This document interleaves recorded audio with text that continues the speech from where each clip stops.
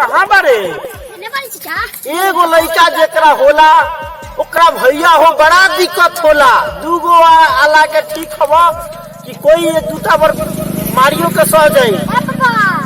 हाँ बेटा बोल कहाँ रहे है गोड़ से रे? अभी तक ले दुआ पर झाड़ू ने मारल भैंसी के गोबर ने फेकाल। 50 गो भैंसी के गोबर के फेंकी रे लोग रखे। पहले तू हमें बतवा तो सुनो। हाँ बोल बेटा। बिहान अगुआ कहले रहलन कि शादी के रिश्ता लेके आवेला, हम कुमारे रहो। नहीं बेटा के कौन सा कुमारे रही? तोर ब्याह 1 साल के लगन में होई ना, हमरा 1 महीना में बियाह होए। 1 महीना? हाँ बेटा होई तुरंत होई। अच्छा कहले रहन आवेला 12 से 1 बजे 1 बज गल। कहले रहन के 10 बजे खानी आए आवते होई है। बैठो देखियो अगुआ के सामने ज्यादा नहीं बोले के चाहिए, मुंह बंद रखियो। राम राम समझी जी। राम राम राम राम। कहीं समाचार तो सब ठीक बा। का प्लान बनल? प्लान बनल की लड़का से बात करनी है। लड़का तो कहता कि देखी अपना ने भैंसी बा के रूम में तो रखे के जगह नहीं थे और रउरा कहता नहीं कि ट्रेन ले ली। अब ई बताई ट्रेन ले लेम तो अब कहाँ लगाए? तो काम करी ने रूरी जी से बिहान बात करत हेलीकॉप्टर के बात कर दी। रउआ का चाहता नहीं घड़ी ते घड़ी के पतो आवता नहीं सो कि ससुरे बना के पलंग पर दिए खाना तो सब खइयन सो। आई बताई रउरा कहता नहीं हेलीकॉप्टर आए बेटवा पतो ये खोजे सो कि 50 गो भैंसी संभारी के गोबर के फेंकी एक बार हेलीकॉप्टर पर के चढ़ी। हमारा बेटी में वो आदत ने बा। हमनी के गिरहस्त बानी, रउआ जगह गिरहस्त बानी हमनियों के गिरहस्त बानी। यहाँ से लेके हरदिया चेमर तक ले बबुआ कोई से पूछ लम समझी महाराज तो हमरे नाम धरी जिमदार सिंह, दोसर अलावा कोई नहीं थे। तो अब रउआ इतना काहे हिचकतानी? तनी डाल टॉट करी।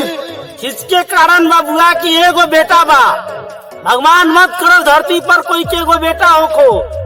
तो ये तो हम सोचतानी कि एगो बेटा बा तो ओकरा के ट्रेन कहतानी तो ट्रेन लेवे ने करम, हेलीकॉप्टर कहतानी तो हेलीकॉप्टर लेवे ने करम। तो रउआ बोली अब का कहतानी? समझी महाराज हेलीकॉप्टर लेवे के नहीं लेवे के कारण बा कि अंगना में रखम कहाँ रखम? अंगना में वो खाली बा तो सोची ले कि अंगना में बैठ के 2 रोटी खाली लेके ऊपर से कौआ हुआ पानी गिरा दे वाला का बूंद तो चल जाला।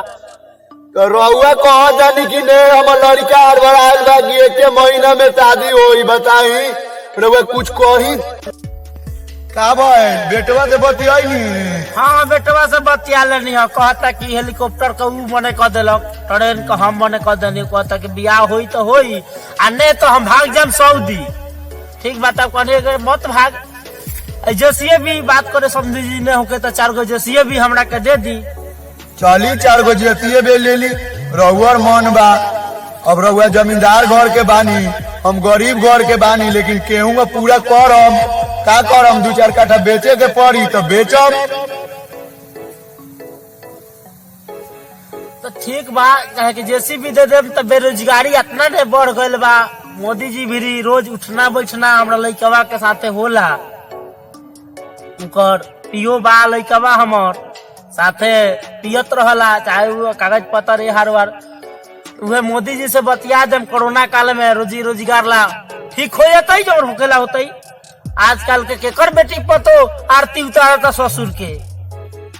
चली तो ठीक बा। वो काम करी हमारे जो टाइम ने बा। रउआ 1 महीना में कहतनी बियाह करेला। एगो काम कर जाओ, पंडित जी के बोलावल जाओ, ठीक बा। मुहूर्त देखल जाओ कौन महीना के मुहूर्त उतारत हवन। उगार बाबा आके रोकी फोन करत है चाहे। हाँ उगार बाबा होका जाता है। उगार बाबा आई है पर बाबा गोर लगले बाबा। खूब खुश रह। प्रणाम बाबा। बैठी बाबा बैठी। बोलल जाए बाबा कहे का मतलब बा कि बेटा हमर एगो बा।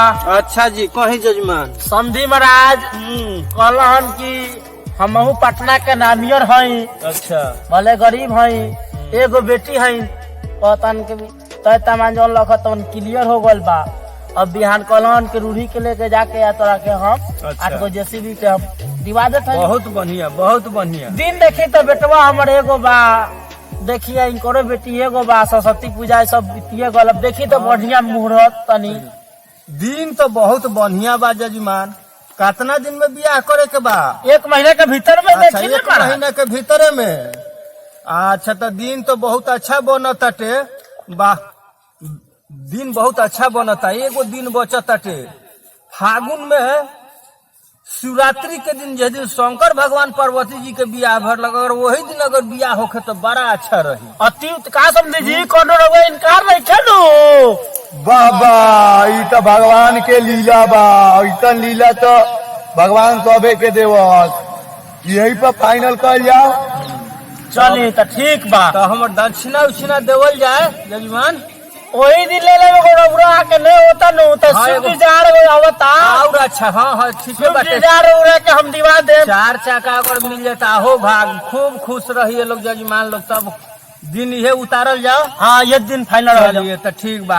अपन आधार कार्ड वोटर कार्ड जमा कर दे। जब लड़का लड़की राजी तो का करियन बीच में पाजी है।